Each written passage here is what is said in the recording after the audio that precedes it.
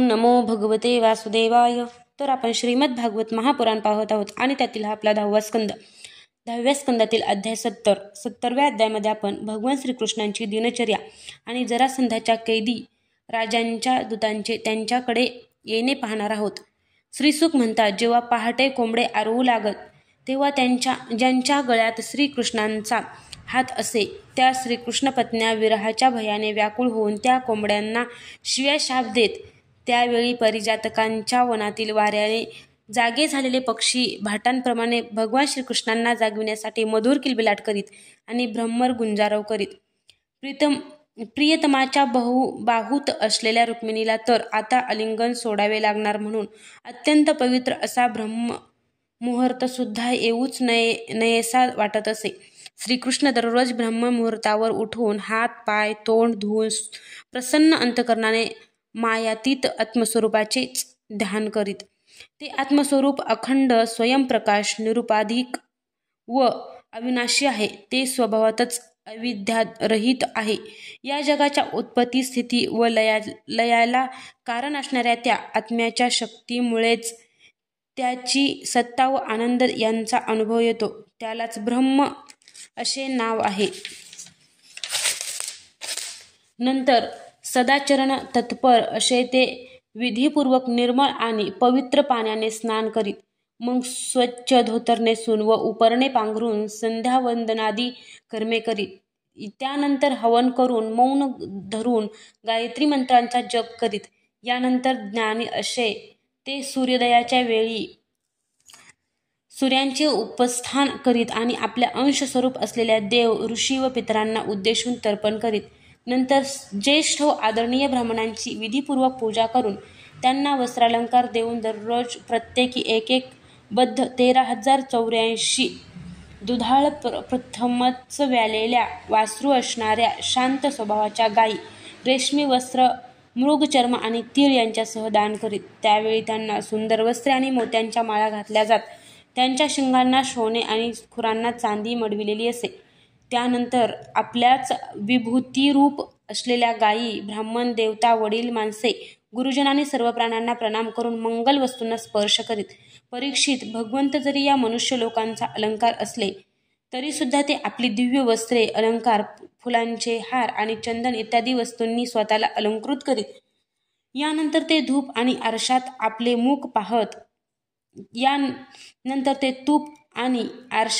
मुख पाहत गाय बैल ब्राह्मण आणि देवता यांचे दर्शन घेत मग पूरवाशी आणि अंतपुरात राहणाऱ्या 4ही वर्णांच्या लोकांच्या कामना पूर्ण केल्यानंतर आपल्या अन्य प्रजेची इच्छापूर्ती करून त्यांना संतुष्ट करीत आणि या सर्वांना प्रसन्न पाहून स्वतः आनंदी होत.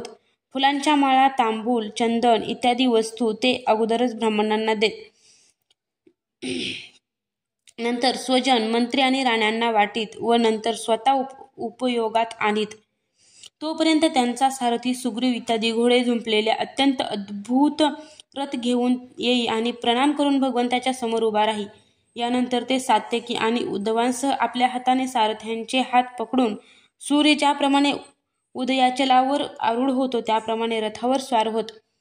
त्यावेळी अंतपुरातील स्त्रिया लज्जा आणि प्रेमपूर्ण नजरांनी त्यांच्याकडे पाहत आणि मोठ्या कष्टाने त्यांना निरोप देत. तेव्हा भगवान स्मित हास्य करून त्यांचे मन बरोबर घेऊन महालाच्या बाहेर पडत. परीक्षिता, त्यानंतर भगवान श्रीकृष्ण सर्व यादवांसह सुधर्मा नावाच्या सभेत प्रवेश करीत. जे लोक त्या सभेत बसत त्यांना तहान भूक शोक मोह आणि जरा मृत्यू हे 6 विकार बाधत नसत. भगवान तेथे जाऊन जेव्हा श्रेष्ठ सिंहासनावर विराजमान होत तेव्हा त्यांच्या अंगकांतीने सर्व दिशा उजळून जात. जसा आकाशात तारकांनी वेढलेला चंद्र शोभून दिसतो त्याचप्रमाणे श्रेष्ठ यादववीरांच्या मध्ये यदुपती श्रीकृष्ण शोभून दिसत. राजासभेमध्ये विदूषक निरनिराळ्या प्रकारच्या हास्यविनोदांनी नटाचार्य अभिनयांनी आणि नर्तकी कलापूर्ण नृत्यांनी अशा वेगवेगळ्या प्रकारे भगवंताची सेवा करीत. त्यावेळी मृदुंग वीणा पखवाज बासरी झांज आणि शंख या वाद्यांच्या घोषात सूत मागध व भाट नाचत गात आणि भगवंताची स्तुती करीत. काही वेदवेत्ते ब्राह्मण तेथे बसून वेदमंत्रांचे विवेचन करीत आणि काही जण पवित्र कीर्ती राजांची चरित्रे ऐकवीत. एके दिवशी तेथे एक नवीन मनुष्य आला. द्वारपालांनी भगवंतांना तो आल्याची सूचना देऊन त्याला सभागारात आणले. त्या मनुष्याने भगवान श्रीकृष्णांना हात जोडून नमस्कार केला आणि त्या राजांचे दुःख सांगितले की जे 20,000 राजे जरासंधाच्या दिग्विजयाच्या वेळी त्याला शरण आले होते, त्यांना जरासंधाने बळजबरीने कैद करून एका किल्ल्यात ठेवले होते. हे भगवान श्रीकृष्ण आपले स्वरूप कोणालाही न कळणारे आहे. जे आपल्याला शरण येतात त्यांचे सर्व भय आपण नाहीसे करता. हे प्रभो, आमची बुद्धी नाहीशी झालेली नाही. आम्ही संसारामुळे भयभीत होऊन आपल्याला शरण आलो आहोत. हे भगवान, बहुतेक लोक निषिद्ध कर्मे करण्यात गुंतलेले असतात.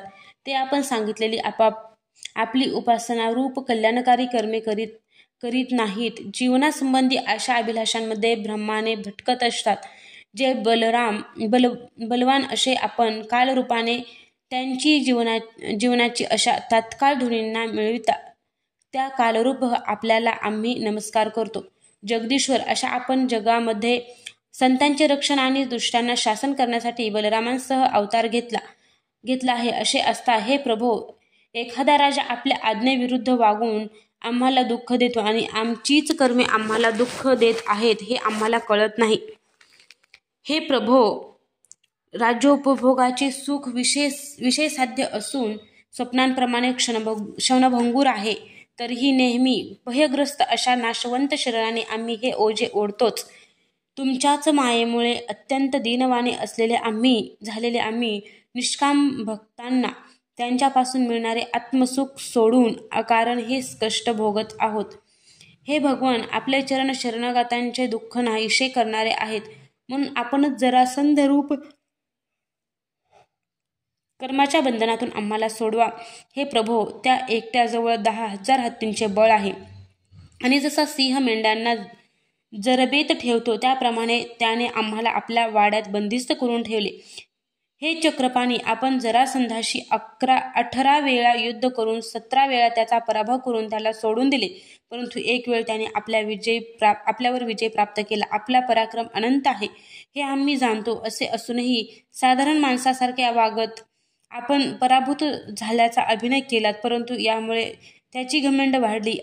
कधीही जिंकले न जाणारे हे भगवान, आपली प्रजा असलेल्या आम्हाला तो त्रास देणार नाही असे करावे.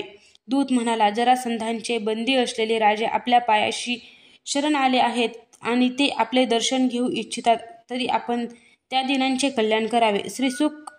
श्री सुखदेव म्हणतात, राजांचा दूत असे सांगत होता तेवढ्यात सोनेरी जटा असलेले परमतेजस्वी देवर्षी नारद सूर्यदेव व्हावा तसे तेथे येऊन पोहोचले. ब्रह्मदेव इत्यादी सर्व लोकपालांचे स्वामी भगवान श्रीकृष्ण त्यांना पाहताच सभासद आणि सेवकांसह आनंदाने उठून उभे राहिले आणि मस्तक लवून त्यांना वंदन करू लागले. देवर्षी नारद जेव्हा आसनावर बसले तेव्हा भगवंतांनी त्यांची विधीपूर्वक पूजा केली आणि आपल्या श्रद्धेने त्यांना संतुष्ट करीत मधुर वाणीने ते म्हणाले, हे देवर्षे, सध्या तिन्ही लोकांचे कुशल आहे ना? आपण तिन्ही लोकांमध्ये जात असता यामुळे आम्हाला आपल्याकडून सर्वांची खुशाली समजते. ईश्वराने रचलेल्या तिन्ही लोकांमधील अशी कोणतीही घटना नाही की जी आपल्याला माहीत नाही, म्हणून आम्ही तुम्हाला विचारतो की पांडवांचे यावेळी काय चालले आहे. श्री नारद म्हणाले, हे सर्वव्यापी अनंता, आपण सर्वांचे विश्वाचे निर्माते असणाऱ्या ब्रह्मदेव इत्यादींना सुद्धा कळण्यास कठीण अशी आपली माया ही अनेक वेळा पाहिली आहे. लाकडात गुप्त असलेला अग्नी जसा स्वतःचे तेज लपवून ठेवतो, तसे आपण चराचरामध्ये आपल्या अचिंत्य शक्ती गुप्तपणे व्यापून राहिलेले असता. परंतु आपण जे हे विचारित आहात त्याबद्दल मला काहीही आश्चर्य वाटत नाही. हे भगवन, आपण आपल्या मायेनेच या जगाची निर्मिती आणि संहार करता. आपल्या मायेमुळेच ते असत्य असून सत्य असल्यासारखे वाटते. आपण केव्हा काय करू इच्छिता हे चांगल्या तऱ्हेने कोणाला कळणार आहे. ज्यांचे स्वरूप अचिंतनीय आहे त्या आपल्याला मी नमस्कार करतो. या अनर्थकारक शरीरामुळे जीव जन्ममृत्यूच्या चक्रात फिरत राहतो व यातून मुक्त कसे व्हावे हे तो जाणत नाही. वास्तविक त्याच्याच हितासाठी आपण नाना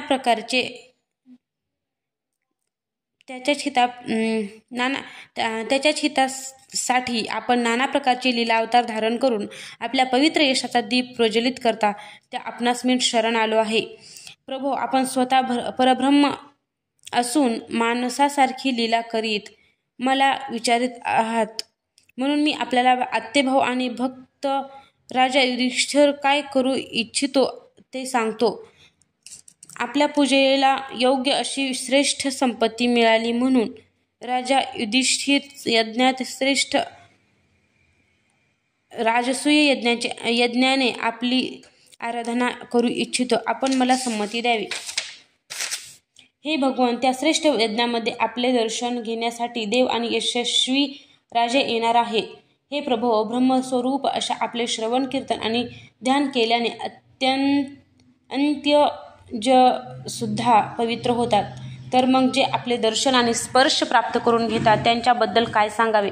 हे त्रिभुवन मंगला, ज्याप्रमाणे आपली चरणामृतधारा स्वर्गामध्ये नंदाकिनी पाताळात भोवती आणि मृत्यूलोकात गंगा या नावाने वाहत जाऊन साऱ्या विशाल पवित्र करीत आहे, त्याप्रमाणे आपली निर्मळ कीर्ती सर्व दिशांमध्ये विस्तारली असून तिने स्वर्ग, पृथ्वी आणि पाताळ व्यापले आहे. श्रीसुख म्हणतात, जरासंधाला जिंकू इच्छिणाऱ्या यादवांना नारदांचे हे म्हणणे पसंत पडले नाही. तेव्हा श्रीसुख हास्ययुक्त करीत अतिशय गोड वाणीने उद्धवाला म्हणाले. श्रीसुख म्हणाले, उद्धवा, तू माझा सहृदय, दिव्य नेत्र आणि राजनीती चांगल्या प्रकारे जाणणारा आहेस, म्हणून याविषयी काय करावे ते तू सांग. तुझ्या म्हणण्यावर आमची श्रद्धा आहे, म्हणून तुझ्या सल्ल्यानुसार आम्ही वागू. उद्धवाने पाहिले की आपले स्वामी सर्वज्ञ असून अजाणत्यासारखे सल्ला विचारित आहेत. तेव्हा त्यांची आज्ञा शिरोधार्य मानून तो म्हणाला. अध्याय 17 समाप्त.